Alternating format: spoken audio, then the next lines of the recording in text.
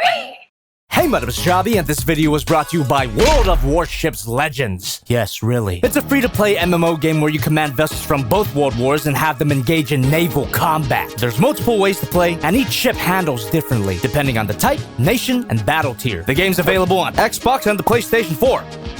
But Jobby! I don't really care about old warships. What does this have to do with Transformers? I've got good news for you. The Transformers are arriving to the game this month. Roll out as some of the most iconic Transformers characters like Optimus Prime, Bumblebee, Megatron, and Rumble. What? Each character commands their own ship with unique skins and special animations. Pick the most appealing bundle for you. You got permanent camouflages, commanders with unique voiceovers, containers, and much more. And each bundle comes with a challenge from the main warring factions, which if you complete, you get special patches.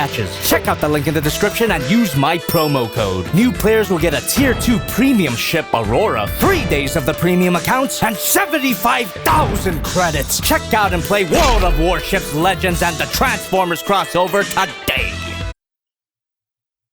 I'm so hungry. Anyway, the Transformers masterpiece MPM-10 Starscream is actually kind of cool. Kind of. This is how he looks out of the box. And according to my limited familiarity with military vehicles, this seems to be a screen-accurate Lockheed Martin F-22 Raptor, which is a fancy way of saying jet mode. And the jet mode kind of stinks. At this point, underside kibble on a movie Starscream jet mode is commonplace. And here's the Leader Class Revenge of the Fallen Starscream, for example. And I thought this figure had some junk in the trunk. The movie masterpiece Starscream somehow is worse. Not even the top of the figure is safe from bits of kibble poking out of the silhouette. Also, there's a part of me that misses the Cybertronian tattoos of the Revenge of the Fallen figure, but the plain tan camo deco was more accurate to the first movie. But even still, the paint could have used a little more gradation. He looks a little bit cheap in terms of paint, which is not something you want to hear at this price point. But if we ignore the kibble and the lack of paint, this is a fairly decent jet mode. I mean, he holds together really well. The kibble might look like it's about to untab and explode, but it actually stays in place. No annoying backflap of that Leader Class figure. And for all the jet's faults, at least he's got a set of landing gear, which barely rolls for obvious reasons. And if that underside wasn't messy enough for you, you can store the figure's oversized weapons. I hate it, but at least it's an option. Weapon storage, no matter how laughable, is always appreciated. With the amount of movie Starscreams that have come out already, I don't know what I was expecting with this jet mode. This is a case where the alternate mode of the figure is almost completely irrelevant compared to a fantastic robot mode. Let's just unfold these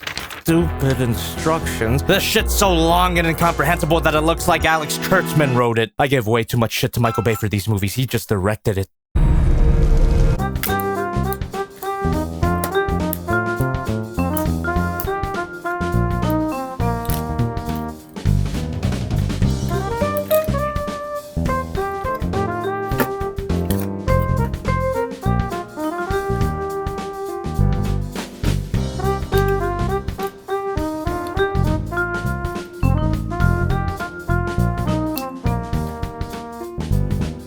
Anybody in the mood for spaghetti? This transformation's a goddamn mess. But at least the pasta here is al dente. It holds together, it ain't gonna break.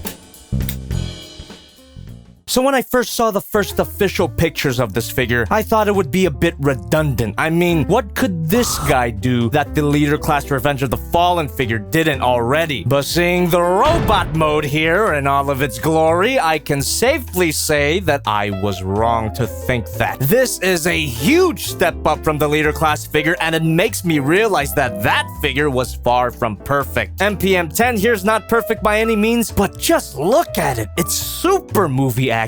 Proportionally, it's perfect. The amount of detail is through the roof. And the lack of paint that was more obvious in the jet mode kind of fades away into the background here. But undeniably, there are still areas of detail that could have used some sort of dry brush or weathering effect. In general, I'd say the sculpting here is brilliant, but the figure is in desperate need of some kind of custom paint job. And I am very pleased to say that this is actually an official Takara product that looks good on all sides. This back is clean. You even get posable thrusters, lovely. For all of Takara's engineering sins, they seem to be nailing it with their new masterpiece Starscreams. You know I'm getting that day one and reviewing it, I swear to God if you ask me. The only problems with the back is again, lack of paint on the new detail and a butt flap. Worryingly common thing among Starscream figures. I guess it protects him from Megatron. The head sculpt is just like the rest of the figure, extremely movie accurate. The only thing I can nitpick is that those bright red eyes could get lost in the paint. I wouldn't be opposed to some kind of light piping or light up feature. Matter of fact, the figure features 0 electronic features, no lights and sounds, no spring-loaded jaw, but I think it's a fair trade-off when you have a mouth that can open at will. But if you look at his open mouth for long enough, it starts to look like his mouth isn't open. It's as if this design isn't the best. As great as the figure itself is, I still find it hard to accept that this is supposed to be this. But over the years, I gotta admit, I've warmed up to this triangular knuckle dragger, and it's totally not because I have personal bias or anything. JobbytheHong. Great, another guest voice. Who are you supposed to be? You fool! You absolute brainlet! How could you not recognize me? I'm you. What? Check out Transformers Interstellar. I had a great time acting in it. Oh, how it pains me to do this. Wait, I still function. Wanna bet? There is one thing I missed from the Leader Class figure. The auto-transformation gimmick was pretty cool. But in this case, the Gatling gun's a separate piece here, and you could put it in his back when not in use. No such feature for the other weapons. Doesn't matter, they were designed to plug into his hands anyway. An excessive but undeniably cool set of weapons. But I do prefer his bare naked hands over the weapons. Individually articulated fingers and 2 thumbs make these things super expressive. The rest of the figure's articulation is pretty good. I have seen that some people have issues with the ratchet joints, but on my copy, all the ratchet joints are nice and solid. Forget about the waist swivel though. But then again, what waist? In general, he's fun to handle. Nothing really comes undone here, except his left shoulder. I'm not a fan of this being a major connection for the mode, but this has gotta be an issue with my specific copy because his other shoulder stays in place. A huge blot on an otherwise solid figure. If anyone knows of a possible fix to this issue, please let me know in the comments. And these die-cast metal feet guarantees that the figure, even with his stringy chicken legs, stays planted on the ground. Most of the time. The feet are inexplicably stuck at an angle, so you gotta be really specific when balancing this guy out. I guess you could pull this apart to get even more foot articulation, but no. The biceps also metal for no particular reason. I guess it gives him an additional bit of heft. This guy feels nice and weighty. Without the shoulder issue holding it back, and the less than awesome jet mode and transformation, this guy could have been a 5 out of 5. Quadruple kiss! Even with all the issues I have, this is still the best Michael Bay Starscream figure. But it ain't worth that much. If you really need this gorilla bird in your life, some might say you're better off getting the Studio Series figure, which I didn't because I'm not into the movies. How many times do you want me to say it? But maybe my judgment is misplaced. Maybe I gotta go back and rewatch that 2007 movie and reevaluate my opinion on at least the beginning of the Michael Bay mess. Maybe I'll do it for the next video. Nah.